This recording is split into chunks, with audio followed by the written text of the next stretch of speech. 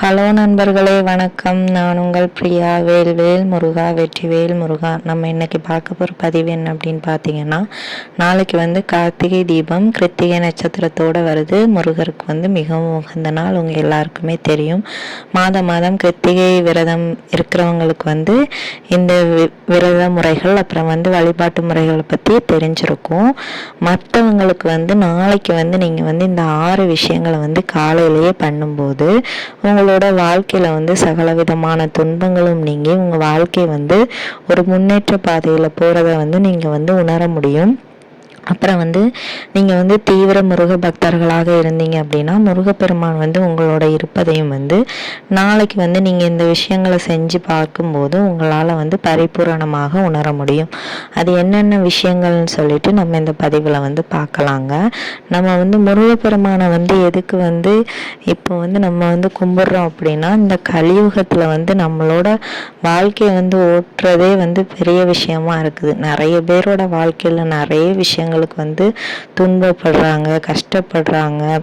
என்னையும் சேர்த்து தான் நான் சொல்லிட்டு இருக்கிறேன். நானும் முருகப்பெருமான் கிட்ட அனுதினமும் கேட்டுட்டு தான் இருக்கிறேன். நானும் எப்படி என்னோட வேண்டுதல்களை கேட்டு முருகப்பெருமான் எனக்கு நிறைவேற்றி வைக்கிறாங்களோ அதே மாதிரி நீங்களும் உங்களோட வேண்டுதல்களை கொஞ்சம் கொஞ்சமாக கேளுங்க. கட்டாயமாக அவர் நிறைவேற்றி தருவார்.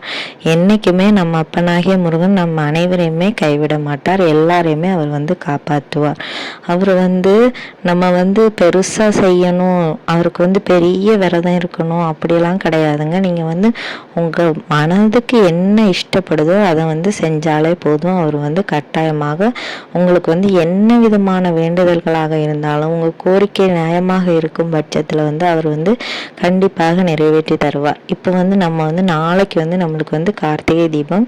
நீங்கள் காலையில் எழுந்த உடனே முதல்ல செய்ய வேண்டிய விஷயம் என்ன அப்படின்னு பார்த்தீங்கன்னா, காலையில் எழுந்ததுமே நீங்கள் முருகரோட இந்த நாமத்தை நீங்கள் சொல்லுங்கள். இதை நீங்கள் ரொம்ப உங்களுக்கு பரிச்சயப்பட்ட ஒரு நாமம் தான். என்ன அப்படின்னா, ஆறுமுகம் அருளிடும் அனுதினமும் ஏறுமுகம். இந்த ஒரு நாமத்தை நம்ம சொன்னாலே சகல விதமான கஷ்டங்களும் நீங்கி நம்ம வாழ்க்கையில எப்போதுமே ஒரு முன்னேற்றம் இருக்கும். இந்த நாமம் உங்களுக்கு சொல்றதுக்கு கஷ்டமா இருந்தது அப்படின்னா, ஓம் முருகான்னு சொல்லும் போதே அந்த பிரபஞ்சமே அந்த நாமத்துக்குள்ள அடங்குது. அப்போ நம்மளோட கஷ்டங்கள் மட்டும் தீராதா என்ன? அந்த ஆறுமுகம் அருளிடும் அனுதினமும் ஏறுமுகம் உங்களால் சொல்ல முடியல அப்படின்னா ஓம் முருகாங்கிறத மட்டும் நீங்கள் சொன்னாலே போதும். அடுத்ததாக நீங்கள் என்ன பண்ணணும் அப்படின்னு பார்த்தீங்கன்னா, இந்த நாமத்தை நீங்கள் 6 முறை சொல்லிக்கோங்க. சொல்லி முடிச்சதுக்கப்புறமா நீங்கள் குளிக்க போவீங்க. குளிக்கிற நீரில் நீங்கள் சந்தனமோ இல்லை விபூதியோ இல்லை பன்னீரோ ஒரு சொட்டு போட்டு நீங்கள் குளிச்சிங்க அப்படின்னா உங்கள் மேலே இருக்கக்கூடிய அந்த எதிர்மறை எண்ணங்கள் நீங்கி நேர்மறை எண்ணங்கள் வரும். அப்போ நாளைய நாளே உங்களுக்கு மிகவும் சிறப்பான நாளாக இருக்கும்.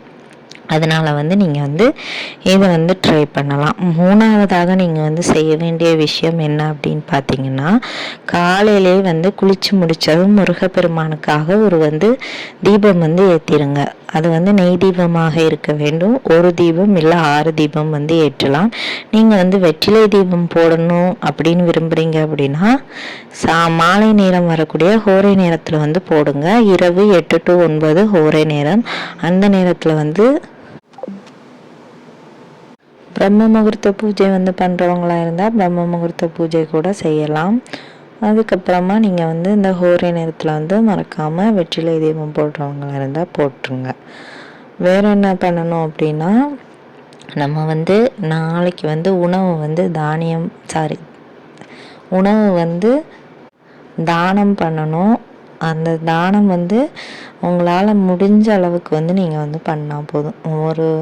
உங்களால் சாப்பிட முடியாதவங்களுக்கு தானம் பண்ண முடிஞ்சதுன்னா அவங்களுக்கு ஒரு ஆளுக்காவது சாப்பாடு வாங்கி கொடுங்க.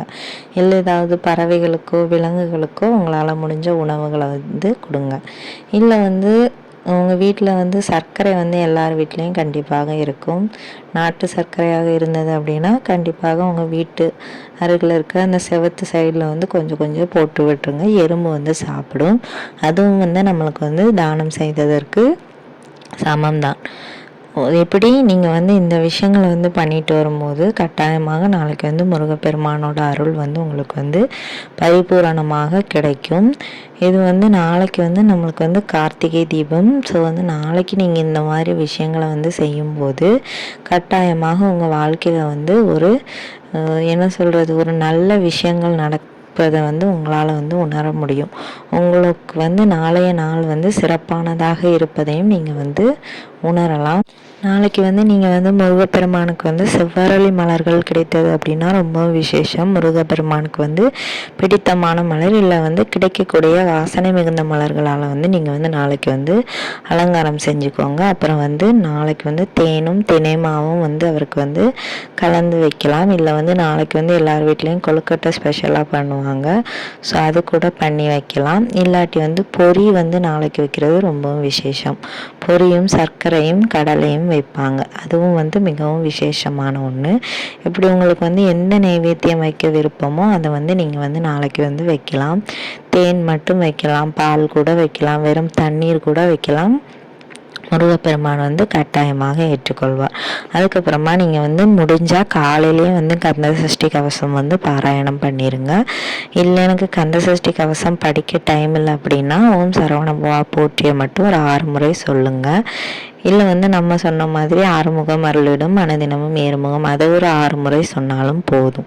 கந்த சஷ்டி கவசம் வந்து படிக்கிறது வந்து அந்த வீட்டில் இருக்கக்கூடிய சகலவிதமான தீய சக்திகளையும் விரட்டி அந்த பாடல்களில் வர ஒவ்வொரு வரியும் மாதிரி நம்ம வாழ்க்கையும் வந்து மாறுவதற்காக கந்த சஷ்டி கவசம் வந்து பாராயணம் பண்ண சொல்கிறோம். நம்ம வந்து வாய் விட்டு படித்தோம் அப்படின்னா கட்டாயமாக அதோட நன்மைகள் வந்து நம்ம வந்து பரிபூரணமாக பெற முடியும்.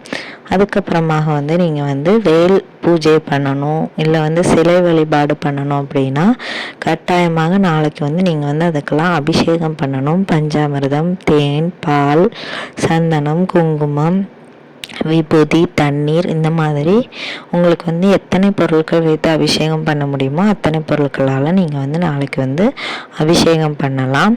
அப்புறம் வந்து வழக்கமாக செய்யக்கூடிய பூஜைகள் என்னென்ன நைவேத்தியங்கள் வைக்கணுமோ வைத்து படைத்து உங்களோட வேண்டுதல்களை வந்து சொல்லி முருகப்பெருமான்கிட்ட கேளுங்க. பண்ண முடியாதவங்களாக இருந்தாலும் ஒன்றும் பிரச்சனை இல்லை. உங்கள் உடல்நிலையை பொறுத்து நீங்கள் வந்து எதுனாலும் பண்ணிக்கொள்ளலாம். விரதம் இருந்து வழிபாடு பண்ணக்கூடியவங்க தாராளமாக விரதம் இருந்து வழிபாடு செய்யலாம்.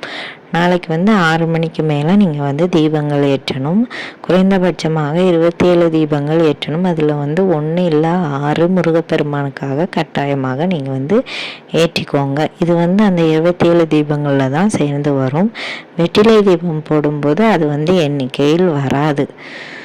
இந்த பதிவு வந்து உங்களுக்கு வந்து உபயோகமாக இருக்குன்னு நினைக்கிறேன். உபயோகமாக இருந்துச்சு அப்படின்னா லைக் பண்ணுங்கள், ஷேர் பண்ணுங்கள், மறக்காமல் நம்ம சேனலை சப்ஸ்கிரைப் பண்ணி வச்சுக்கோங்க. இந்த வீடியோவின் முழு பதிவை பார்த்ததற்கு மிக்க நன்றி.